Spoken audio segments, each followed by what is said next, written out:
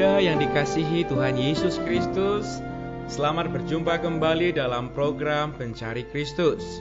Tema kita pada hari ini adalah Teladan Iman, Fanny J. Crosby. Fanny J. Crosby adalah seorang penulis lagu-lagu rohani klasik yang sangat produktif. Selama hidupnya, ia telah menulis lebih dari 8.500 lagu rohani. Banyak di antara buah karyanya yang masih sangat populer hingga sekarang. Misalnya, Blessed Assurance, Kristus Milikku, Amat Bahagia, Safe in the Arms of Jesus, Tentram Nyaman Kurasa dalam Pelukannya, Pass Me O Not, O Gentle Savior, Hai yang dosa, dengarkanlah, Jesus Keep Me Near to the Cross, Dekatkanku ya Tuhan pada salib tiasa. Putri dari pasangan John dan Mercy Crosby ini dilahirkan pada tanggal 24 Maret 1820. 2 bulan setelah lahir, tepatnya pada bulan Mei 1820, ia menderita penyakit demam dan matanya agak terganggu. Orang tuanya terpaksa meminta bantuan seorang yang mengaku sebagai dokter. Naasnya, orang ini salah memberikan pengobatan, sehingga penglihatan Fanny menjadi rusak dan tidak bisa melihat lagi hingga akhir hidupnya. Peristiwa naas itu tidak melahirkan dendam sedikit pun dalam dirinya terhadap dokter gadungan itu. Malahan ia menulis, "Tak pernah sesaat pun selama hidup saya yang lebih dari 80 tahun terkilas kebencian padanya. Karena saya percaya bahwa Tuhan yang maha baik dengan cara itu memberkati saya untuk pekerjaan yang masih boleh saya lakukan sampai hari ini." Rupanya sikapnya di atas terbentuk atas didikan orang tuanya. Sebagai orang Kristen yang taat, orang tuanya membesarkan Fanny menjadi anak yang berbahagia dan percaya diri. Ia terlatih mengenakan pakaiannya sendiri, membereskan rambutnya sendiri, dan berlaku tertib tanpa cela. Selain kedua orang tuanya, orang yang mempunyai pengaruh kuat pada masa kanak-kanaknya adalah neneknya. Neneknya adalah wanita yang cerdas dan sabar. Ia sering mengajak Fanny berjalan-jalan di alam terbuka dan menceritakan tentang segenap ciptaan Allah kepadanya. Ia memperkenalkan juga kepada Fanny karya-karya sastra dan puisi. Dan yang terpenting, ia membacakan cerita-cerita Alkitab setiap hari. Walaupun mendapat pendidikan dengan penuh perhatian, kehausan Fanny akan pengetahuan tak pernah terpuaskan. Ingatannya sangat luar biasa. Pada umur 10 tahun, ia dapat mengingat sebagian besar perjanjian baru dan 5 kitab perjanjian lama. Sayangnya, karena sekolah pada masa itu belum dilengkapi dengan perangkat untuk mengajar orang buta, ia tidak dapat memperoleh pendidikan umum.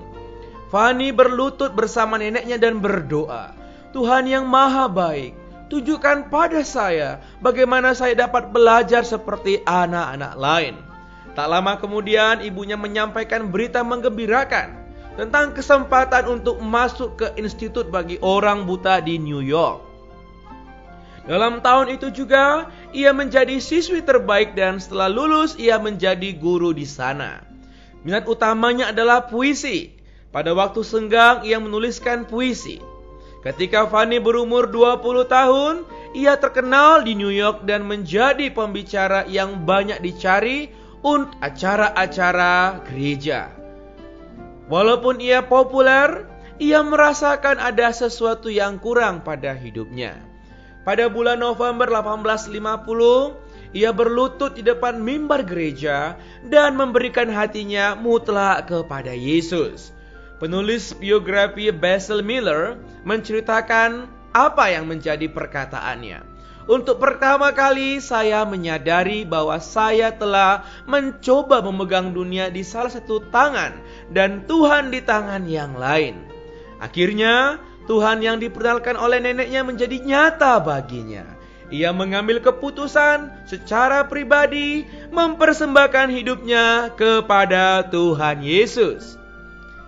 Puisi-puisinya mencerminkan perubahan rohani di hatinya, dan lagu-lagu pujian menggantikan puisi-puisinya. Suatu kali, Fanny bertemu dengan seorang komponis Kristen, William Bradbury, pada tahun 1864, yang sangat kagum dengan puisi-puisinya, sehingga ia menjadikan setiap puisi-puisi Fanny menjadi syair-syair lagu yang sangat menggugah hati. Fanny biasanya mengarang puluhan lagu di kepalanya sebelum ia mendiktekannya pada sekretarisnya. Tapi bagaimanapun ia menciptakan, ia selalu menggunakan cara yang sama. Ia menyebutkan caranya. Mungkin cara ini kuno, yaitu selalu memulai pekerjaan dengan berdoa. Saya tak pernah menuliskan lagu tanpa meminta pada Tuhan untuk menjadi sumber inspirasi saya. Sampai akhir pada masa hidupnya, Fanny tetap sibuk seperti biasa. Tetapi bukan hanya menulis lagu, ia juga menaruh perhatian kepada mereka yang kurang beruntung. Bila ada seorang yang datang padanya dengan pertanyaan atau keperluan, ia selalu menemuinya secara pribadi dan membagikan padanya terang firman Allah. Saudara-saudari muda, semasa hidupnya tentang kebutaannya, ia tidak pernah kecewa. Bahkan, ia sangat bersyukur kepada Allah atas apa yang telah dialaminya. Sehingga ia bisa mengatakan, dengan demikian aku bisa berkontak dengan Allah. Dengan keadaan demikian aku tidak pernah mengeluh.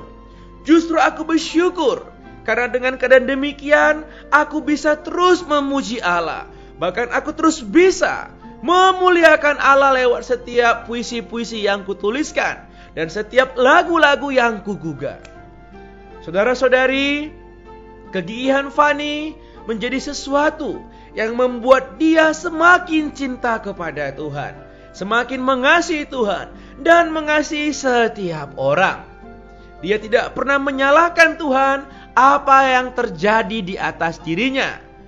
Saudara-saudari, seumur hidupnya, Fanny selalu berjerih lelah untuk melayani banyak orang.